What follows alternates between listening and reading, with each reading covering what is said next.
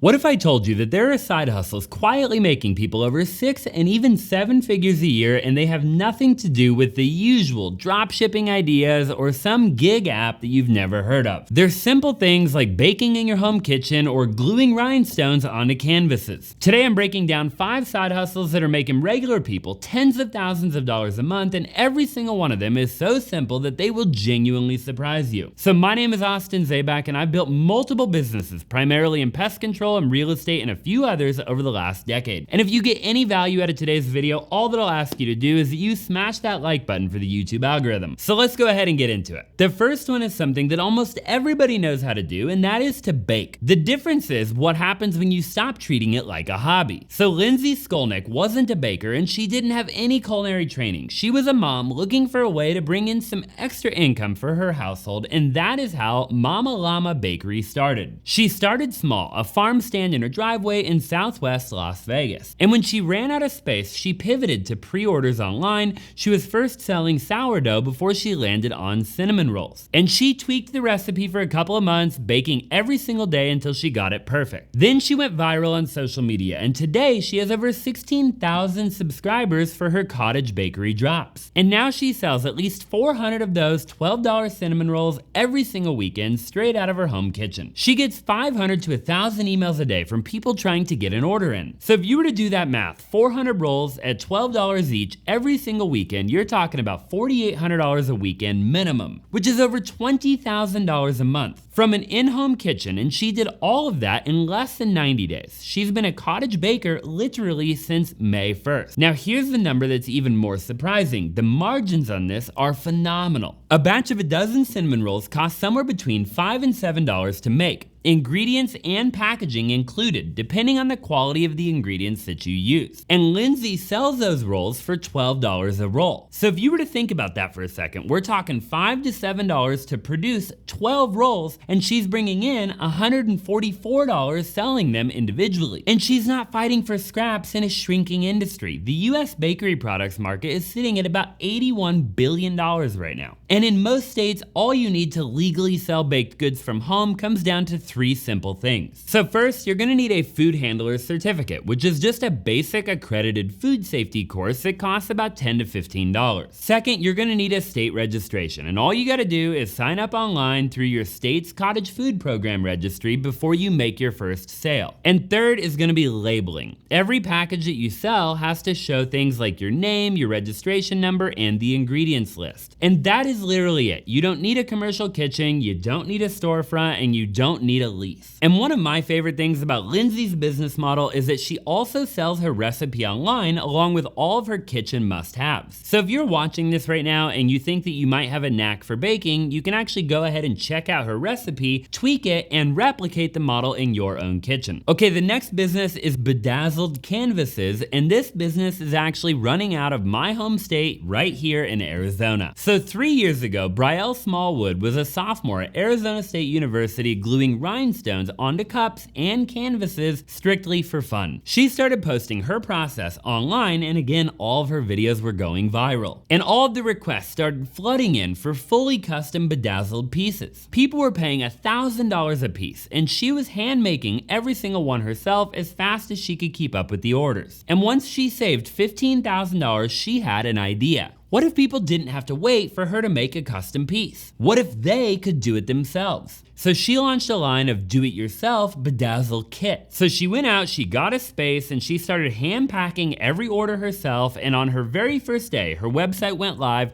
she did $17,000 in sales. 3 years later, she got over 500 different designs, she ships over 700 orders a month, and she pulls in about $80,000 in sales on most months. She's even had single weeks where she's pulled in about $24,000. Now, if you were to do that math, we're talking about over $1 million a year from rhinestones, canvases, and glue. Some would call crafting therapeutic, using coloring books and bedazzling as an anxiety reliever. Now, a business at this size isn't all profit. Brielle had posted that she runs about $10,000 to $12,000 a week in actual overhead. We're talking about materials, packing supplies, shipping, the space itself, and the help that she's had to hire to keep up with 700 orders a month. But if you were to stack that against $17,000 to $24,000 a week in sales, she's still walking away away with a major profit. So how can you ultimately do this practically? Well, Brielle got her name out early by setting up booths at local colleges, and she was obviously posting on social media and sharing her love of crafting with friends and people who wanted to participate also. And here's the thing, once you're doing 7 figures a year out of what started as a hobby, you need to evolve and treat things like a true business. You need to make sure that you set yourself up with success from the start as a legal entity, and I actually have a good friend that can do all that for you, and that is Prime Corporate Services, and they'll set up your entire LLC completely for free, and that link is down in the description below. They can also help with VA loans, so if you do need funding to scale either this business or a different one, then you can click that link as well, and they'd love to talk to you more about it. Okay, number 3, we have Stephanie Stroman, and she found her side hustle with a laser engraver and a stack of blank tumblers. Now she posts this entire process on, you guessed it, TikTok, etching custom designs onto luxury cups and lets the platform do all the selling for her. And in 1 week, she sold 102 cups, which is $2,550 in just 2 weeks from etching. Personalized tumblers specifically are one of the most profitable corners of that market. Customers are paying $25 to $60 for a cup that costs less than $10 to source. That's the entire business. You buy blank tumblers, run them through the laser, and you post that entire process. People don't just want the product, they want to watch it get made. And that is free marketing every single time you hit record right on your iPhone. A lot of calligraphers and artists doing this aren't even using a full laser setup. A favorite tool of choice is a portable, high-speed nail drill that runs about $115. Same technique that works on glass, perfume bottles, metal compacts, wine bottles, not just tumblers. Either way, you're starting for well under $500, and the margins on this can run anywhere between 60 and 80%, which is incredible. So she's turning $10 tumblers into $60 cups from an etching pen. Okay, so the next one on the list doesn't sell a product at all. She does something even easier. She rents out plastic bins. So believe it or not, Chelsea Wade rents out storage totes, 27-gallon totes, on Facebook Marketplace to local customers who need extra storage for a move and don't want to buy the bins themselves. Think of this as a short-term rental. Now, the part that got me was that she didn't buy a single tote until she had her first paying customer. She had zero upfront inventory at all. She tested the market and then built the demand afterwards, once she knew that that demand was actually needed. And then she went out and bought what she needed to fill the demand. So every renter signs a rental agreement, which is crazy because, again, we're talking about a 27-gallon tote. So if anything happens to the tote, she charges a card on file and there's no chasing people down. And fast forward to today, she owns over 140 totes.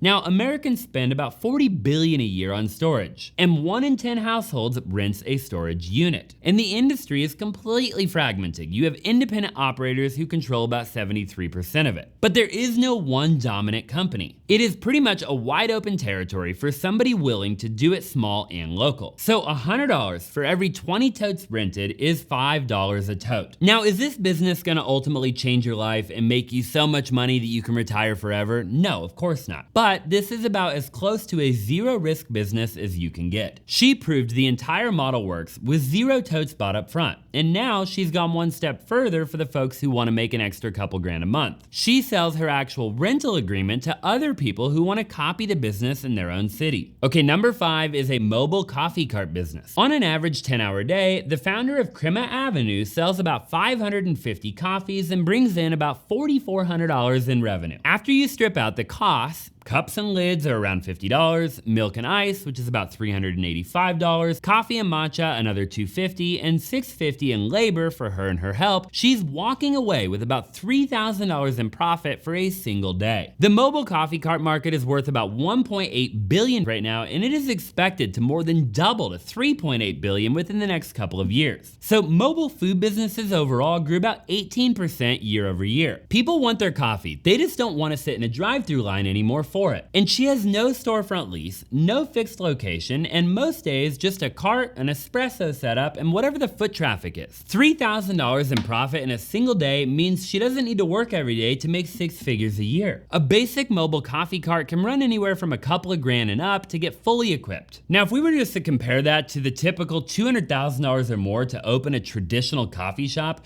you're in business for a fraction of that cost, and you can be pulling profit within your first week. So there you have it, guys. guys, there are 5 different unique businesses that I know very few people, if any, are talking about on YouTube that can make you between 6 and 7 figures a year, especially if you put your heart and your soul into it. And all that I ask you to do in return, if you got any value from the video, is just smash that like button for the YouTube algorithm and comment down below, of the 5 that we talked about today, which one do you like and which one do you see yourself eventually starting? Thank you so much again for watching the video. I'll look forward to seeing you in the next one.